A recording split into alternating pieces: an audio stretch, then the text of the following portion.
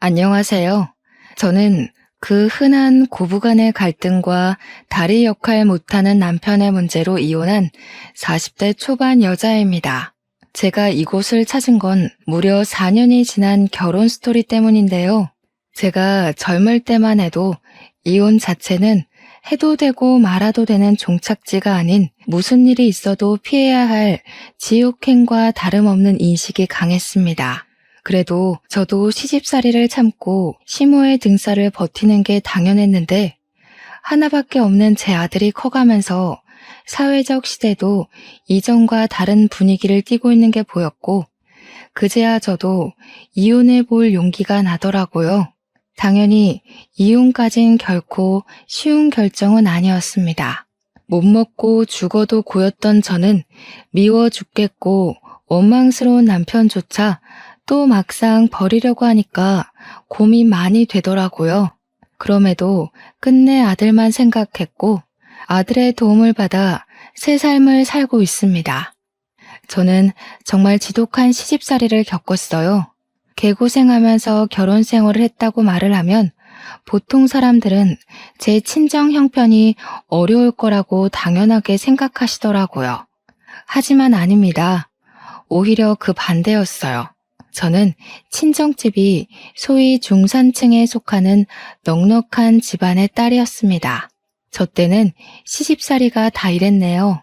잘 살든 못 살든 며느리 입장이 되는 순간 시댁에선 가장 천민 수준이 되는 게 법이나 다름없었습니다. 제 남편은 글을 쓰는 사람인데 남편 자체가 하고 싶은 일 아니면 다른 곳에 관심 없는 타입이라 먹고 사는 것보다 자기 꿈을 이루는 게 중요한 사람입니다. 저랑은 소개팅으로 만난 사이예요. 젊을 때는 남편의 열정이 마음에 들어서 금방 인연이 되었고 글만 쓰느라 제대로 된 벌이가 안 되던 남편 때문에 데이트 비용은 거의 제가 냈습니다. 당시에 여자가 돈 내는 건 흔치 않은 인식이었어요. 그런 사회적 배경치고는 제 머리가 조금 깨어 있었나 보네요. 저는 누가 돈을 내던 상관없는 입장이었거든요. 남편의 경제력도 당연히 그리 중요하게 생각하지 않았습니다. 제게는 사랑하는 마음이 더 중요했어요. 남편과 1년을 사랑하면서 정말 소설 같은 순간이 많았기에 저는 2번 다시 이런 남자는 만날 수 없다고 착각했고 그 콩깍지 덕분에 결혼까지도 자연스럽게 결심을 하게 되었어요. 양가 어른들을 뵙기 전만 해도 저랑 남편 사이는 문제가 없었습니다. 그러나 상견례 날 예상치 못한 일을 겪게 되어 저는 남편의 여건을 배려해서 장소 예약을 우리 친정에서 잡고 미리 계산까지 해놨는데요. 갑자기 상견례 닥친 하루 전날에 남편이 제게 전화해서 예약 장소를 취소하라고 하더라고요. 시모가 친정이 정한 곳 말고 자기가 맛있는 데 한다고 다른 곳을 예약해뒀으니 본래 예약된 곳 물으라는 통보였습니다. 친정에서 예약한 곳은 고급 일식집이었는데 거기는 무조건 예약제로만 운영이 되어서 중간에 취소를 할 경우 위약금을 물어야 되거든요. 심지어 하루 전날 취소를 한다면 환불 금액은 겨우 60%밖에 안 됩니다. 만약 100만 원 식사 자리였다 치면 60만 원만 돌려받는 거라고요. 저희 집이 여유 있다고 했지 돈이 사치 부릴 정도로 잘 사는 집은 아니거든요. 부자든 아니든 어쨌든 일이 이렇게 돼버리면 서로 만나기 전부터 감정이 상하게 되잖아요. 그래서 저희 부모님이 그날 밤 잠을 제대로 못 주무셨습니다. 기분이 엄청 안 좋아서요. 그래도 어쩌겠어요. 남편 말로는 시모 의견이 너무 완고해서 어쩔 수가 없다고 자기도 곤란해하던걸요. 그렇게 바뀐 장소는 저희 친정 부모님의 감정을 또 한 번 상하게 만들었는데요. 충격적이게도 고기 냄새 폴폴 나는 번잡한 식당이 아니겠어요? 그 식당이 나쁘다는 게 아닙니다. 그냥 그렇게 시끄럽고 정신없는 곳은 상견례 장소와 맞지 않다고 생각했을 뿐이에요. 저희 친정 부모님은 상대방에게 격식을 차린다고 아주 곱게 단장을 하고 오셨는데 상견례 마치고 남은 건 온 옷에 다 밴 고기 냄새뿐이었던 걸로 기억합니다. 그렇다고 상견례 분위기가 좋았던 것도 아니에요. 시모가 인사 나누자마자 우리에게 던진 첫 마디는 시모의 인품을 그대로 드러냈습니다. 장소가 고깃집이란 소리 못 들었는가 보네. 비싼 옷 버리게 돼서 어째요? 우리 집은 늘 이랬고 앞으로도 이렇게 살 건데. 곱상하게 자란 따님이 적응하려나 모르겠네요. 안 싸돈도 그 집의 며느리시니까 아실 거예요. 어디 며느리 일이 보통 일인가요? 곱상하다고 봐주고 돈 많다고 참아주고 저희 집은 그런 거 없습니다. 그 말을 듣는 순간 저는 시모가 이 결혼을 탐탁치 않아 한다는 걸 눈치챘습니다. 저희 친정 부모님도 시모의 빈정거림에 표정을 어둡게 했어요. 그러니 시모와 다르게 눈치는 있던 남편과 시부가 나서서 시모의 거침없는 발언을 말려주었습니다. 사부인께선 애들 만남이 마음에 들지 않나 봐요. 아니면 우리 딸이 별로 못마땅하신 건가? 저희는 다른 거 안 보고 그저 딸애가 원하는 남자랑 결혼시키는 걸 목적에 두고 있거든요. 사위될 사람이 저희들 마음에 들든 아니든 딸 의견 존중해서 이 자리에 나왔다는 소리예요. 아이고, 기분이 상하셨나 보네. 저렇게 곱상한 따님을 주신다는데 마음에 안 들 리가 있겠어요? 사랑 많이 받고 자란 티가 나길래 괜히 저희 집 오면 고생할 거니까 안쓰러워서 한 소리 한 거지요. 저한테는 과분한 며느리네요. 말씀에 교양이 참 없으시네요. 제가 딸을 주는 게 아니라 딸이랑 그쪽 자식이 잘 살도록 응원해주는 거죠. 자식이 물건도 아니고 주고 말고가 어딨겠어요. 그날 상견례 분위기는 그야말로 엄마들의 기싸움으로 끝났습니다. 엄마는 주변에 사람들이 많다 보니까 최대한 예의 차려 마무리한 거였어요. 상견례 이후로 친정 부모님은 얼마나 노발대발 저의 결혼을 반대했는지 모릅니다. 하지만 그때만 해도 제 젊은 패기가 쓸데없이 결혼 의지에서 발산이 돼버렸네요. 남편을 너무 사랑했고 고작 어른들의 문제로 헤어지고 싶지 않다는 미친 소리를 해버렸습니다. 남편도 저희 부모님을 찾아와서 시부모는 신경 안 써도 된다고 저 없이는 못 산다고 며칠을 무릎 꿇고 빌었죠. 저와 남편의 완강한 고집에 친정 부모님은 결국 반기를 들어주었어요. 제가 결혼을 강력하게 주장하긴 했지만 저라고 왜 이 결혼이 안 찝찝했겠습니까? 시모의 말투, 표정, 눈빛만 보아도 저를 싫어하는 게 느껴지는데 이 결혼이 고민 안 됐겠어요? 저를 기다리고 있을 시집살이만 생각하면 당연히 무서웠죠. 결혼을 말리는 수많은 감정들이 저에게 경고를 보냈는데도 저는 남편한테 눈이 멀어 굳이 가시밭길을 택했습니다. 누구 탓을 할 생각 없어요. 제 탓인 거 잘 알거든요. 그렇게 쓸모없는 사랑이란 감정으로 결혼을 해버렸고 시모의 권유로 합가를 시작했어요. 요즘 같으면 당연히 친정한테 도움을 조금 받아서 분가를 했을 겁니다. 그런데 그때는 결혼을 하면 웬만한 며느리들이 거의 다 시댁에 합가를 해서 살았을 적이었어요. 그것마저도 저한테는 당연한 결정이었다는 거죠. 어느 누가 시댁을 대상으로 머리를 굴려볼 생각을 했겠습니까? 그때는 요즘처럼 메신저도 부족했고 주위에 결혼한 사람들이 많이 있지 않은 이상 소문으로 다양한 사례를 듣는 것도 쉽지 않았었어요. 저랑 남편은 신혼여행도 못 갔습니다. 결혼식 끝나자마자 몸살이 난 시모 때문에 남편이 여행 다 취소하고 시모의 간병을 했기 때문이죠. 그때는 시모가 아프다는 사실에 저도 놀라서 여행 따위 상관없다고 솔선수범 나서서 시모를 챙겼습니다. 참 순진했고 바보 같은 짓이었어요. 나중에 결혼한 지 1개월 정도 지나고 난 후에 시부가 저희를 배려해줘서 그나마 제주도 여행 정도는 다녀올 수 있었습니다. 그게 저와 남편이 둘만 즐긴 여행의 끝이었어요. 저는 결혼한 지 5개월 정도부터 나이 30대 중반이 될 때까지 시댁에서 씻지 못할 상처를 경험했습니다. 시모가 저를 별로 마음에 안 들어 한다는 건 알고 결혼을 했거든요. 그런데 그 미움의 강도가 그렇게 강할 줄은 몰랐어요. 시모는 제가 한시도 무릎을 펼 수 없게 만들더라고요. 시모 집이 대단하게 큰 건 아니었지만 그래도 방이 무려 3개가 있고 거실도 낙낙한 수준인데요. 그걸 저는 매일 손걸레질을 해야 했습니다. 남편이 밥 먹고 나서 하라고 하면 시모가 남편한테 쓸데없이 여자일에 입대지 말라고 했고, 남편이 와서 그만 자라고 하면 시모가 할 일도 안 끝냈는데 기어들어가 잘 생각부터 하냐고 제게 눈치를 엄청 줬어요. 제가 임신을 했을 때도 시모의 용심은 하늘을 찔렀습니다. 걸레질은 당연했고 빨래, 설거지, 시모 등 때밀어주기 등등 갖가지 고생을 다 했어요. 시모가 용띠인데 제가 용띠를 싫어하는 이유도 다 시모 때문일 정도로 시모의 모든 것이 저를 살떨리게 만들었습니다. 아, 그리고 제가 출산에 거의 임박해갈 무렵 시모가 임신에 좋다면서 무슨 한약을 지어줬는데요. 제가 아직도 그 한약을 먹은 게 한우로 남아있어요.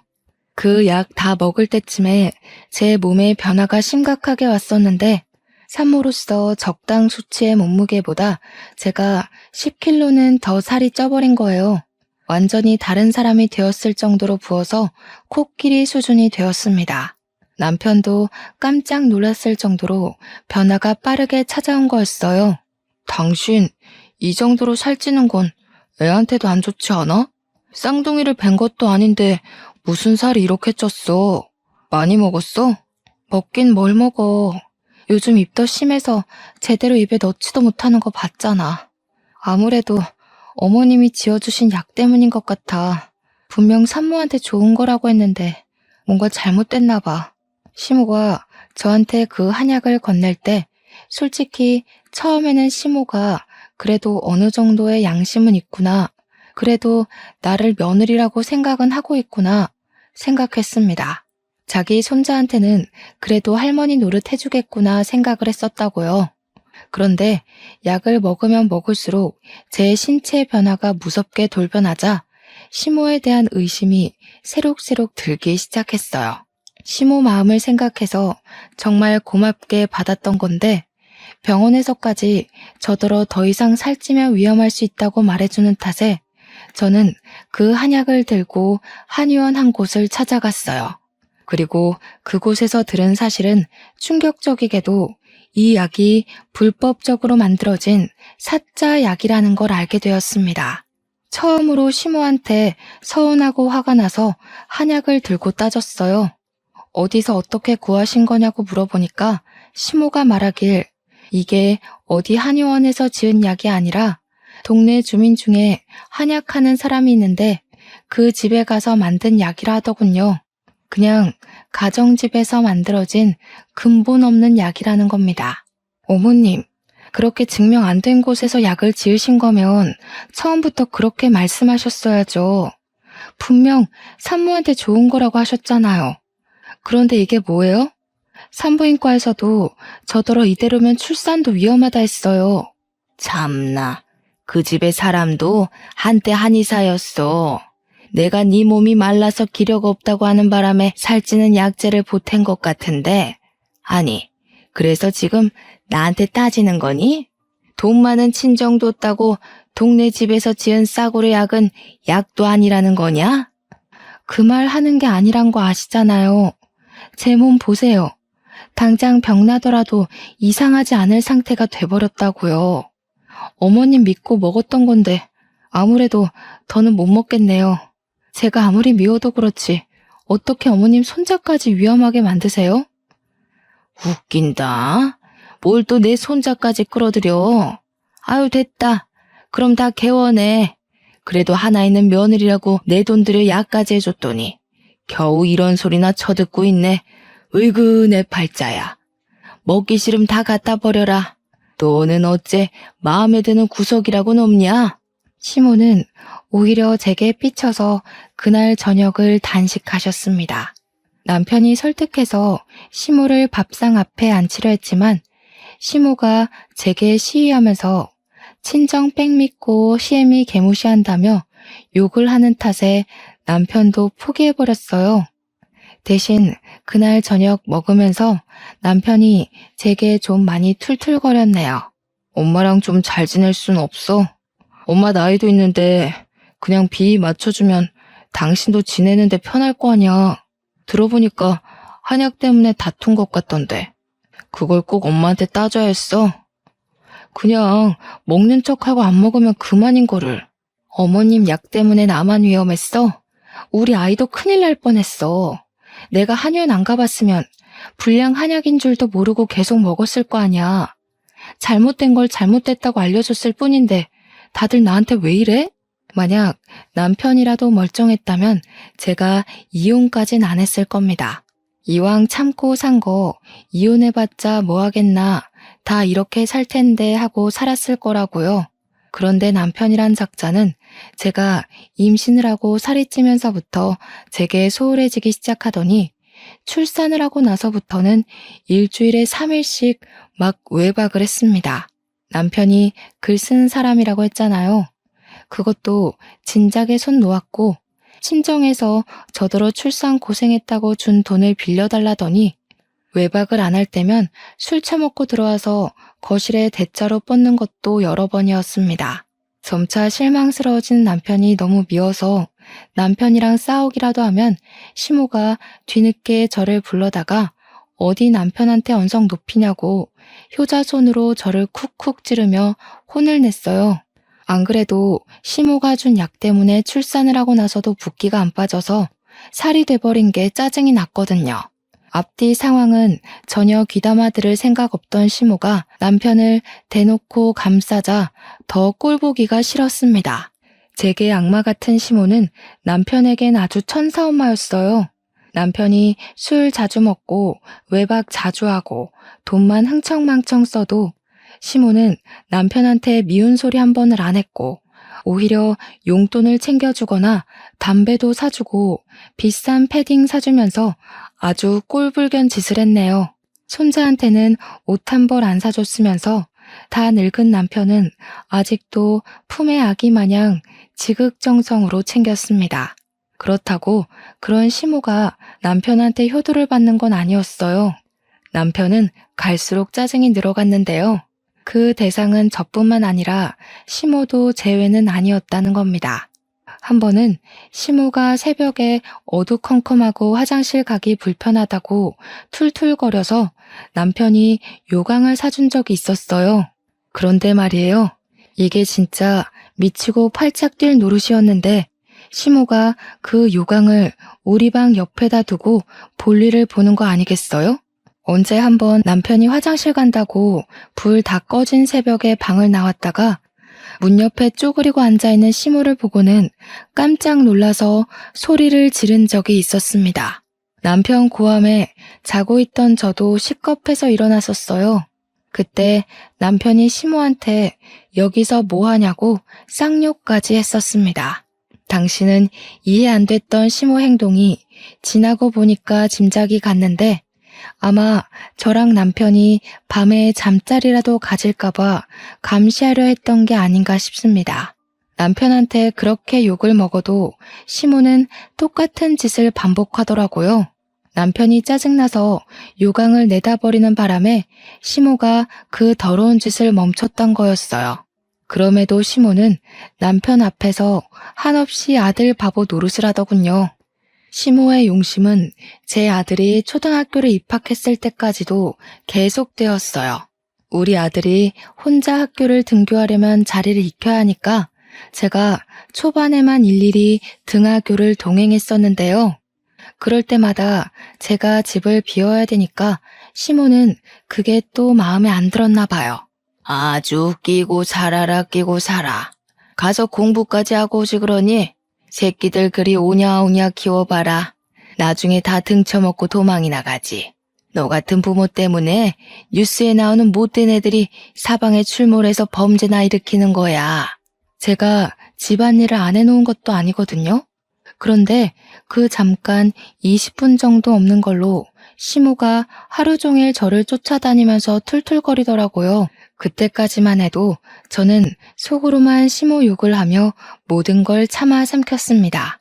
자꾸 참았던 건 제가 참는 걸 잘해서가 아니라 그땐 참아야만 되는 줄 알았어요. 남편이 제 첫 남자이기도 했고 이미 가정이 꾸려졌고 이혼은 최대한 피해야 했으니까요. 그럼에도 제가 한번 큰 소리를 내며 집안을 시끄럽게 만든 날이 있었는데요. 바로 남편의 불륜이 제게 들통났을 때였습니다. 누구는 숨 안 막혀? 나도 속이 썩어 들어간다고. 어떻게 가족이랑 자식 새끼를 두고 그런 천박한 짓을 저지를 수 있어? 네가 그러고도 아빠야? 나는 이 집에서 개고생을 하면서 다 참고 사는데 너는 탱자탱자 놀기만 하면서 그게 답답하다고 바람을 피워? 그럼 너도 바람 피우던가. 네가 여자 같지 않아서 더는 안 끌리는데 어쩌라고. 남자가 일하고 싶고 돈 벌고 싶은 원동력은 다 여자한테서 나온다는 거 몰라? 와이프라는 사람이 덩치가 나만한데 내가 그런 힘이 생기겠어? 내 탓하기 전에 제발 네 자신을 좀 돌아봐. 애 키우고 시집살이 하느라 따로 몸 관리할 시간이 없던 저는 시모 약 때문에 부었던 살을 전혀 빼지 못해서 통통한 몸을 그대로 유지하고 있었습니다. 근데 그걸 남편이 따끔하게 지적을 하니 순간 제 처지가 너무 서럽고 배신감이 치밀어 오르더라고요. 결국 저는 99번을 참다가 겨우 한 번 터뜨려서 남편의 귀싸대기를 날렸습니다. 하지만 남편이 저를 여자로 생각 안 한다는 사실을 망각했다는 게 큰 실수였어요. 남편은 저를 더 이상 소중하게 봐주지 않더라고요. 그래서 제가 겨우 한 대 날린 뒤로는 전세 역전되어 남편에게 손 쓸 수 없을 만큼 제가 남편 발에 구부러졌습니다. 그 순간 열린 방문 틈으로 저희를 몰래 훔쳐보던 시모랑 제가 눈이 마주쳤는데요. 시모가 바로 모른 채 하더라고요. 그 뒷날도 우리가 다툰 것에 대해 일절 언급하지 않았고 남편 불륜에 대해서도 전혀 물어보는 게 없었습니다. 아들이 쓰레기처럼 망가지더라도 시모한테는 사랑스러운 내 아들일 뿐인가 봐요. 다시 생각해도 정말 구역질나고 소름 끼치네요. 남편의 불륜은 한두 번이 아니었습니다. 여자도 굉장히 짧게 만나고 많이 바뀌었어요. 우리 아들이 중학생이 되었는데도 남편의 바람기는 날로 살아나기만 할 뿐 전혀 죽을 생각이 없더군요. 저는 우리 아들 공부에 방해될까봐 최대한 남편이랑 안 싸우려고 노력했고 싸우더라도 방문 닫고 큰 소리를 냈지만 아마 들릴 수밖에 없었을 거예요. 저희 방이랑 아들 방이 나란히 붙어 있거든요. 아들에게 부모의 못난 모습을 계속 노출하는 것도 제게는 또 하나의 곤욕이었습니다. 아무리 감추려고 해도 어쩔 수 없는 저의 처지를 아들이 어느 순간부터 알고 있다는 티를 내기 시작했어요. 제가 쓰러지고 싶고 지쳐도 아들만 보고 겨우 참고 살고 있는데 아들이 그걸 아는 것 같다는 거죠. 한날 아들 방에 간식을 챙겨주러 갔다가 아들이 해주는 위로를 듣게 되었는데요. 엄마만 마음 준비되면 나는 언제든지 엄마한테 힘 보탤 수 있어. 이 집에서 나가고 싶으면 말해줘. 엄마 안 다치게 내가 여기서 내보내줄 거야. 어느새 저보다 훌쩍 커진 아들을 올려다보면서 저는 엄마로서 제가 참 못난 모습을 보여주고 있었구나 싶었어요. 당시에 힘들어 미칠 지경이었지만 그래도 아들한테만큼은 강한 엄마로 보이고 싶었던 것 같아요. 마지막으로 붙들고 있던 엄마로서의 긍지를 지키고 싶었던 거겠죠. 아들이 당시 무슨 의미로 제게 그런 위로를 건넨 건지도 모른 채 저는 그저 아들에게 미소를 보였습니다. 엄마는 괜찮다고, 아빠랑 자주 싸우더라도 또 금방 화해한다고. 그러니까 우리 아들은 아무것도 신경 쓰지 말고 건강하게만 커다라고. 그렇게 말하고서 눈물이 날 것 같아 아들 방을 도망치듯 나와버렸습니다. 중학생 아들이 아무리 듬직하게 컸다고 해도 제 눈에는 아직 아기였으니까 지켜주고 싶었어요. 괜히 어른들의 세계를 빨리 알려주고 싶지 않더라고요. 그렇게 딱 죽기 직전의 기력으로만 살아가던 중 오랜만에 반가운 소식을 접하게 되었는데요. 바로 멸치잡이를 떠났던 시부가 돌아온다는 연락이었습니다. 시부는 시모 등살에 못 이겨서 쥐죽은 듯 살다가 시모가 돈 벌어오라고 하도 쪼는 덕에 우리 아들 초등학생일 때 멸치잡이를 하러 나가셨어요. 그곳에서 숙식을 하며 시모에게 돈만 보내주고 살고 있었죠. 그랬던 시부가 이제 그만 체력도 안 좋고 몸도 늙어서 멸치잡이 그만두고 집에 돌아왔는데요. 제가 무엇보다 기뻤습니다. 왜냐면 그래도 시부는 제게 며느리 사랑이 뭔지 알게 해준 분이거든요. 시모 눈치 때문에 제게 마음껏 애정은 못 주셨지만 시모 몰래 뒤에서 저를 근근히 챙겨주셨어요.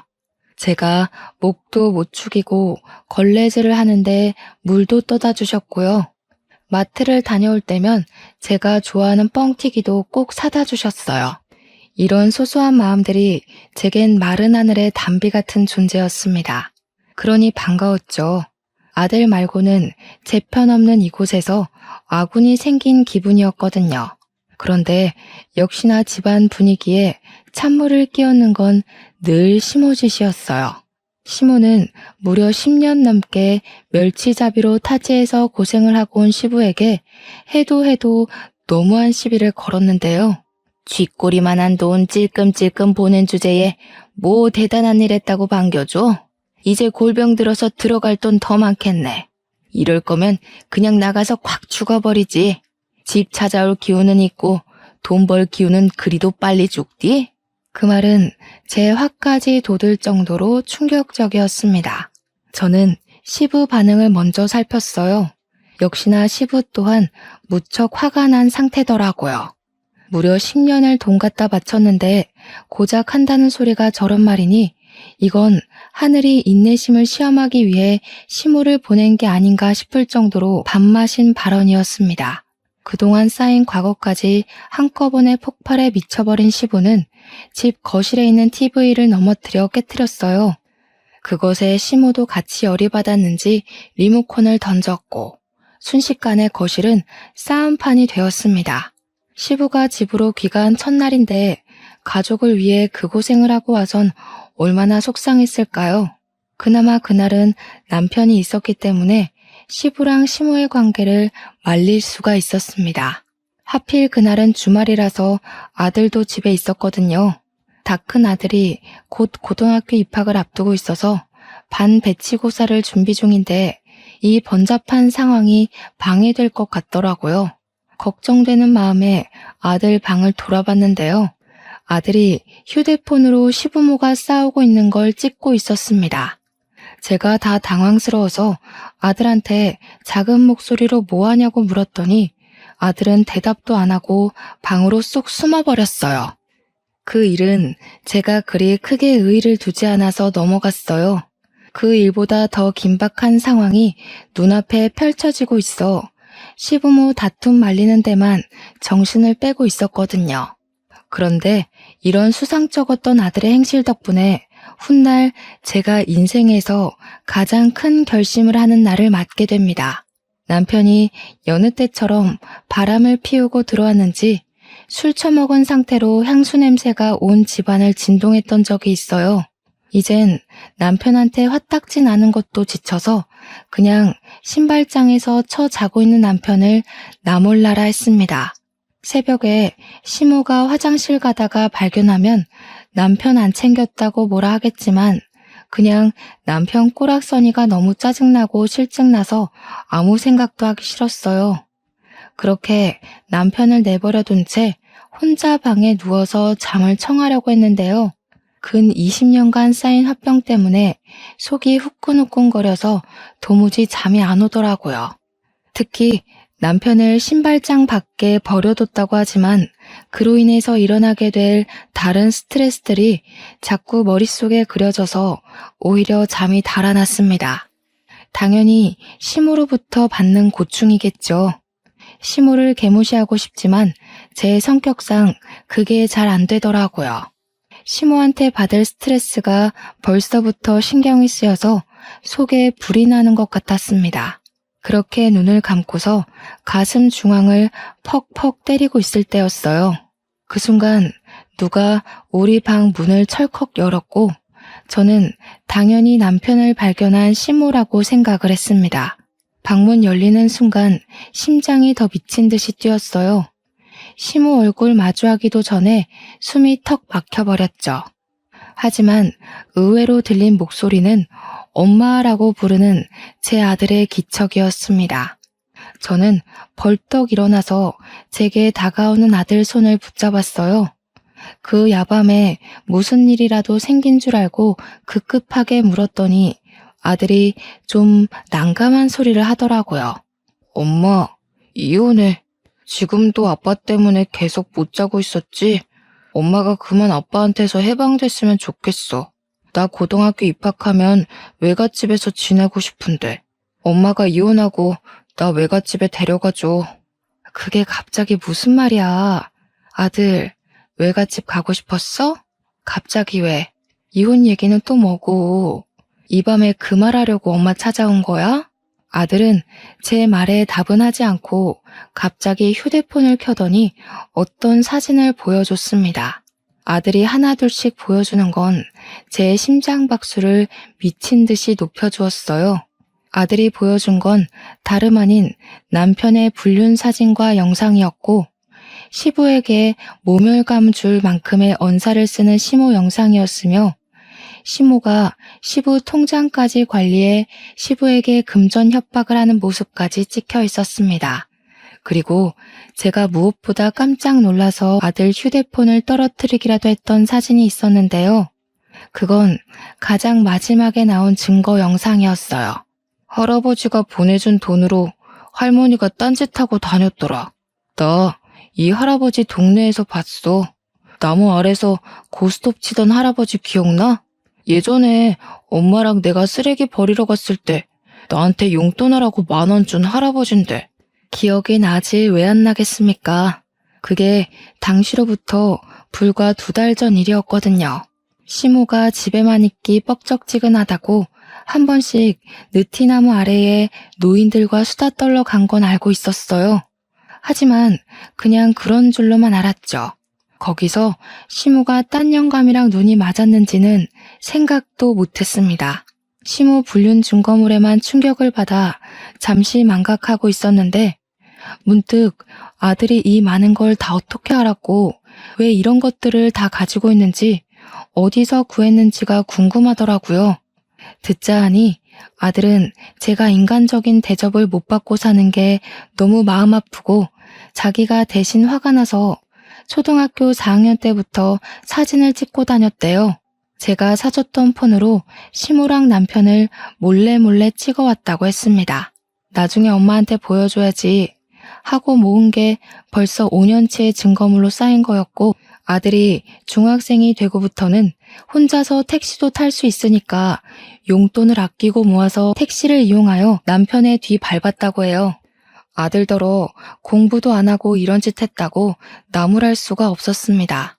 실제 아들은 성적이 중상쯤은 되었고 또 아들이 오죽했으면 저를 위해서 이렇게까지 했을까 싶어 마음이 많이 흔들리더라고요. 그리고 아들의 마지막 말은 제가 이혼을 결심하도록 만드는데 큰 기여를 하였어요. 엄마가 지금 이혼을 해야 아빠한테 양육비까지 뜯어낼 수 있어. 아빠 돈 없는 거지잖아. 내가 여기저기 알아봤는데 혹독하게 혼내주려면 빚쟁이로 만드는 것만큼 고통스러운 건 없더라. 사람은 가진 여유를 다 잃어야만 반성을 한대. 아들은 선생님한테도 친구들한테도 거침없이 법률 정보와 불륜 대처에 대해 알아보았다고 했고 실제 이혼 사연을 많이 찾아보면서 제기할 수 있는 소송의 종류도 적어놨대요.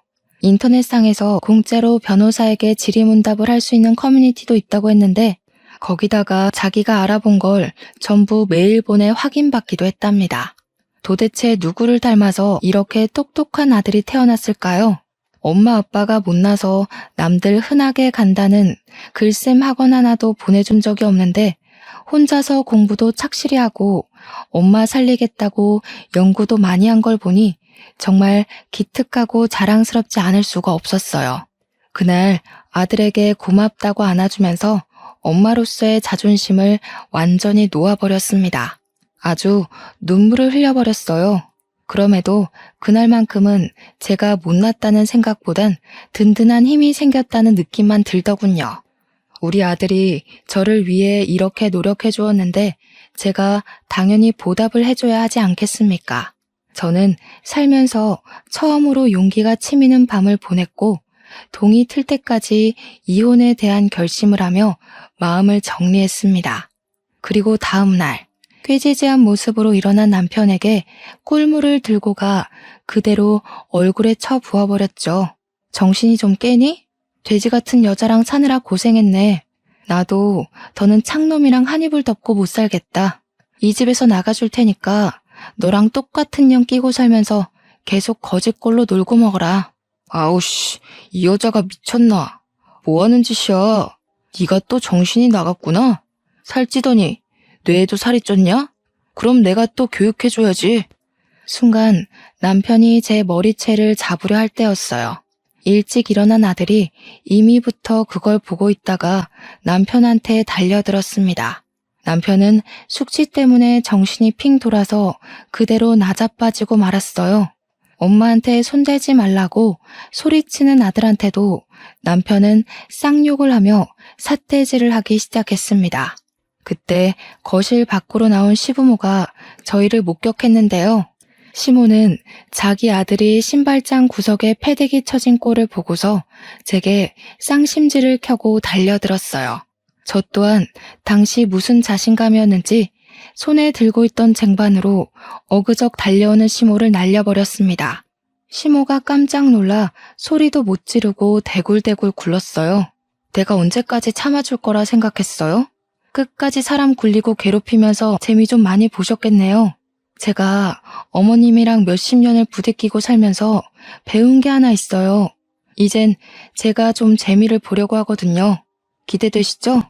아이고 허리야. 정신 나간 년이 감히 시애미를 잡아뜨려? 이게 약을 먹었나? 어디서 싸가지 없게 입을 놀려? 너 진짜 미쳤냐? 저 정도는 미친 것도 아니더라고요. 앞뒤 다르게 가면 쓰고도 뻔뻔하게 얼굴 쳐들고 사는 사람도 있던데 그 사람이야말로 진짜 희대의 미친년이 아닌가 싶어요. 제가 보고 얼마나 놀랐는지 아세요? 어머님도 저보다 훨씬 대단한 쌍년이 누군지 궁금하시죠? 아, 너무 기대되네요. 식구들한테 버림받을 그 사람의 처지가 코앞이라. 저는 아들이 프린트해준 시모의 불륜 사진을 시모 앞으로 촤라락 뿌려버렸습니다. 온 거실로 퍼진 시모의 5년치 불륜 사실이 모든 식구들 눈에 들어가게 되었어요. 그 종이를 날리는 순간 제 속의 화병이 함께 화르르 날아가 버리는 듯한 느낌도 받았습니다. 다들 프린트물을 보고 보기 좋게 놀란 얼굴이더라고요. 시모는 아까까지만 해도 며느리가 사람 죽이네 병원비 내놔라 하면서 허리를 부여잡더니 그것도 거짓말이었는지 허겁지겁 그 프린트물 감추는데 사력을 다했습니다. 하지만 그게 어디 숨겨지겠습니까? 5년치 사진을 다 뽑느라 아들 프린트의 잉크가 떨어졌는데 그 방대한 양을 어떻게 바로 숨기겠어요? 시부 눈에 들어가는 건 당연했고 시부는 그 사진들을 구기면서 분노로 부들부들 떨고 있었습니다. 그런데 그 사이 일어난 남편이 또 저를 덮치려 했어요.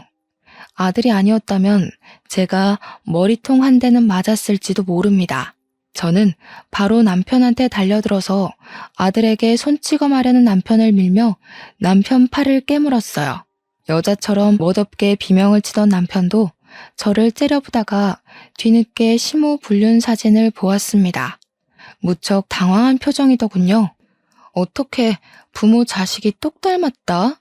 네 거 없을까봐 아쉽지. 걱정 마. 우리 똑똑한 아들이 친히 네 것까지 준비했더라고. 너 같은 걸레한테는 합의도 아까워서 말이야. 소송 감당하려면 꿀물 처먹고 얼른 속 차려서 위자료 미리 준비할 거야. 어디 제주껏 돈 구해봐. 쭈글탱 아줌마들 만나면 큰 돈 좀 꿀 수 있을 것 같은데? 당신 이 여자 저 여자 안 가리잖아. 남편은 숙취 때문에 벌개진 눈을 하고서 상황 파악을 열심히 하고 있었습니다. 머리가 빨리빨리 안 돌아가나 봐요. 그러거나 말거나 더 이상 제 남편도 아닌데 제가 챙길 일은 아니라고 생각했네요. 남편이 아니라는 것만으로도 얼마나 마음이 편하던지 속에 묵혀진 화병이 쑥 내려가 버렸습니다. 그 사이 우리 아들은 시부한테 다른 영상까지 보여주면서 할머니한테 소송하고 상간남도 소송하라고 차근차근 설명해주고 있었어요. 게다가 시부 입장은 시모가 시부에게 극한의 모멸감을 주면서 돈을 협박했기 때문에 협박죄까지 물을 수 있다고 하더라고요. 그러니까 할아버지, 저런 쓰레기 같은 사람들 때문에 더 이상 할아버지 인생 낭비하지 마요. 저 쓰레기들은 가족 타이틀 벗기면 아무짝에 쓸모없는 부패물일 뿐이에요. 주변에 독되는 사람들은 뭐가 됐든 그냥 버려야 해요. 할아버지가 행복하면 나중에 알아서 다시 좋은 사람들이 붙을 거니까 지금은 할아버지가 행복해지는 게 우선이에요. 시부는 제 아들을 기특하게 보면서도 아들 말이 하나도 틀린 것 없다면서 저처럼 큰 결심을 하셨습니다. 그 자리에서 시부는 시모한테 단단히 각오하라며 이혼 소송을 선언했고 돈 없으면 그 당산나무 영감한테 가서 도와달라고 사정하라면서 자기한테는 씨알도 안 먹힐 용서 빌지 말라고 하셨어요. 이제야 자세 낮추는 것 말고는 방법이 없다고 생각한 시모가 시부한테 매달리며 시부 발목을 잡고서 절절 매기 시작하더군요. 오해라고 했다가 다 자기가 잘못했다고 했다가 아주 정신없이 용서를 빌었습니다. 딱 시모의 정신 상태처럼 말이죠. 거머리같이 들러붙은 시모를 그대로 발로 밀어버린 시부는 저희 아들을 데리고 앞으로 어떻게 해야 되는지 자문을 구했어요. 정말로 바로 소송을 결심한 것 같더라고요. 그래서 저는 시부와 나란히 시모랑 남편을 소송했고 저는 무려 20년 만에 그 시궁창에서 빠져나올 수 있었습니다. 갈라서고 나니까 하늘까지도 그렇게 예뻐 보이더군요. 저희 아들은 외갓집으로 가려고 했는데 그러면 혼자가 된 시부가 걱정이 되었어요. 그래서 아들의 동의를 얻고서 친정을 안 가고 시부를 모시고 살려고 했거든요. 그런데 시부가 거절하더라고요. 자기 멸치잡이 하는 데서 동료들이 다 이혼한 사람들인데 같이 요양하며 지내자 했다고 당분간 섬에 가서 낚시하며 쉴 거라네요. 제 아들 말대로 시부는 자기 행복을 위해 먼저 노력해보고자 할 거랍니다. 시부가 제게 마지막 작별 인사를 하면서 한 번씩 손자나 보여달라고 하길래 저는 주책맞게도 시부 앞에서 눈물을 터뜨려 버렸어요. 그러니 시부가 또 운다면서 저더러 참 정도 많고 눈물도 많아 큰일이라고 너털하게 웃으면서 달래주었습니다. 그러면서 우리 아들 보고는 엄마 잘 지키라고 항상 건강하고 씩씩하고 공부 열심히 하라고 하곤 저희 곁을 떠나가셨어요. 시부랑은 당연히 현재도 근근히 연락하며 지내는 중이에요. 시부가 최근에 일본으로 해외여행을 가셨는데 너무 좋다고 저희 보고 놀러가라고 사진을 찍어 보내줬습니다. 친구분들이랑 해외여행을 즐기고 있는 시부 모습은 여태 제가 봐왔던 얼굴보다 훨씬 젊어져 있었어요. 사람은 웃으면 복이 오고 행복하면 젊어진다더니 그런 말이 얼추 맞긴 한가 봐요. 참, 그리고 제일 중요하고 쓸모없는 사람들 뒷얘기가 남았죠. 이건 제가 깜빡하고 남편 연락처를 차단하지 못해서 문자로 연락을 받았던 사실인데요. 남편이랑 시모가 당연히 한순간에 빚쟁이가 되었다고 해요. 거기서 시모가 자기 아들한테 우리 이제 어쩌냐고 우는 소리를 했대요. 그런데 남편이 시모 보고 한 말이 웃겼습니다. 자기더러 돈 대신 갚아달라 할 생각 말라며 쌩까고 가출을 해버렸다고 했어요. 그래서 남편이 제게 연락 온 거였더라고요. 자기 좀 거둬달라고 말이죠. 당연히 그날로 수신 차단해버렸습니다. 아들도 진작에 다 차단해버렸더군요. 저는 솔직히 남편보다 시모가 더 꽃이다고 생각합니다. 저보고 애 오냐오냐 키우면 나중에 부모 등 처먹고 도망친다더니 결국 자기가 자기 소개한 셈이 돼버렸잖아요. 곰곰이 생각해보면 자식한테 버림받아서 갈 곳 잃은 시모 처지가 딱 그 말에 들어맞더군요. 이래서 사람은 늘 말조심, 행동조심해야 된다고 하나 봐요. 천벌받은 남편과 시모를 보면서 정말 많은 걸 배웠고 깨우쳤어요. 그리고 우리 아들의 듬직한 면도 보게 되었고요. 저희 아들이 이제 고등학교를 들어가요. 외갓집에서 다니는 게 너무 잘 맞았는지 반 배치고사를 수월하게 대박치고 온 거 아니겠습니까? 외조부 외조모한테도 잘하는 우리 아들을 보면서 저도 계속 저를 위해 노력하는 강한 엄마가 되려고 합니다. 앞으로 제 바람은 우리 식구가 가는 길에 가시밭길이 더 이상 나타나지 않는 것뿐이에요. 제 사연은 여기서 끝이 납니다. 제 인생이 조금 답답하게 느껴졌을 수 있을 텐데 그럼에도 끝까지 이 사람의 하소연을 들어주셔서 너무 감사드려요. 좋은 하루 보내세요.